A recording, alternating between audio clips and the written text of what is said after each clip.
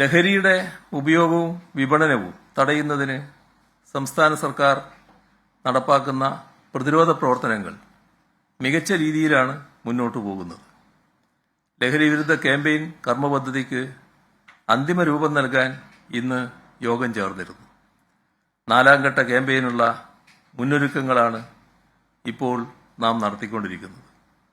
May മാസത്തോടെ മുന്നൊരുക്കങ്ങൾ പൂർത്തിയാക്കാനാവും. June 26 ലഹരി വിരുദ്ധ ദിനത്തിൽ ക്യാമ്പയിൻ ആരംഭിക്കാനാണ് തീരുമാനം.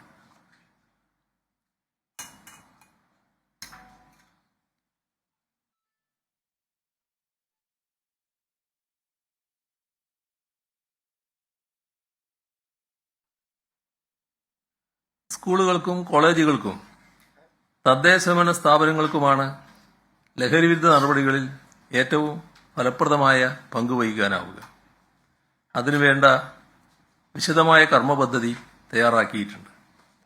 ബസ് സ്റ്റാൻഡുകൾ, പൊതുസ്ഥലങ്ങൾ, വായനശാലകൾ, ലൈബ്രറികൾ, ക്ലബ്ബുകൾ എന്നിവിടങ്ങളിലൊക്കെ ലഹരി വിരുദ്ധ പ്രവർത്തനങ്ങൾ ശക്തമാക്കും.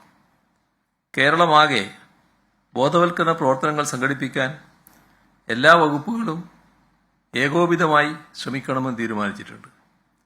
തെരഞ്ഞെടുക്കപ്പെട്ട അധ്യാപകരെ കൗൺസിലർമാരാക്കാനും രക്ഷാകർത്താക്കൾക്ക് ബോധവൽക്കരണം നൽകാനുമുള്ള മുന്നൊരുക്കങ്ങൾ നടത്തിയിട്ടുണ്ട്.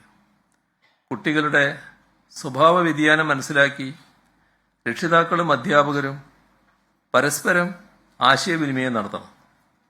ശിക്ഷിക്കാനല്ല, രക്ഷപ്പെടുത്താനാണ് ഉദ്ദേശമെന്ന ബോധ്യത്തോടെയുള്ള നടപടികളാണ് ഉണ്ടാവേണ്ടത്. സ്കൂൾ പ്രവൃത്തി സമയത്തിന് 1 മണിക്കൂർ മുൻപും സ്കൂൾ പ്രവൃത്തി സമയം കഴിഞ്ഞാലും സ്കൂൾ പരിസരം നിരീക്ഷിക്കുന്നതിന് ഒരു പോലീസ് ഉദ്യോഗസ്ഥനെ വിനിയോഗിക്കും. എൻഫോഴ്സ്മെന്റ് പ്രവർത്തനങ്ങൾ കൂടുതൽ ശക്തിപ്പെടുത്തണം. ലഹരി വിതരണക്കാരെയും മൊത്തക്കച്ചവടക്കാരെയും കണ്ടെത്തണം. ലഹരി ഇടപാടുകൾ സംബന്ധിച്ച് വിവരം നൽകുന്നവരുടെ വ്യക്തിവിവരങ്ങൾ രഹസ്യമായി സൂക്ഷിക്കും. ഈ വിവരങ്ങൾ ഏതെങ്കിലും സാഹചര്യത്തിൽ പുറത്തുപോയാൽ അതിന് ഉത്തരവാദിയായ ഉദ്യോഗസ്ഥൻ സർവീസിൽ കാണില്ല. ജനജാഗ്രതാ സമിതി എല്ലാ സ്ഥലങ്ങളിലും രൂപീകരിക്കാനും നിശ്ചിത ഇടവേളകളിൽ യോഗം ചേർന്ന് പ്രവർത്തനം വിലയിരുത്താനും നേരത്തെ തീരുമാനിച്ചതാണ്. ഇക്കാര്യം ഉറപ്പുവരുത്താൻ നിർദ്ദേശം നൽകിയിട്ടുണ്ട്.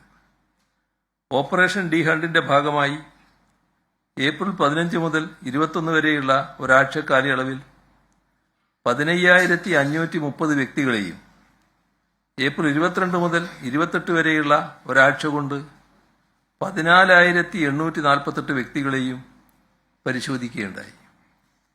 ഈ 2 ആഴ്ചയിൽ വലിയ അളവിൽ വിൽപ്പന നടത്തുന്ന 16 കേസുകളും 56 ഇടത്തരം കേസുകളും ഉൾപ്പെടെ ആകെ 1,686 കേസുകൾ രജിസ്റ്റർ ചെയ്തു.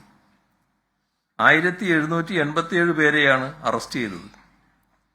573.55 ഗ്രാം MDMAയും 204.82 കിലോ കഞ്ചാവും പിടിച്ചെടുത്തു.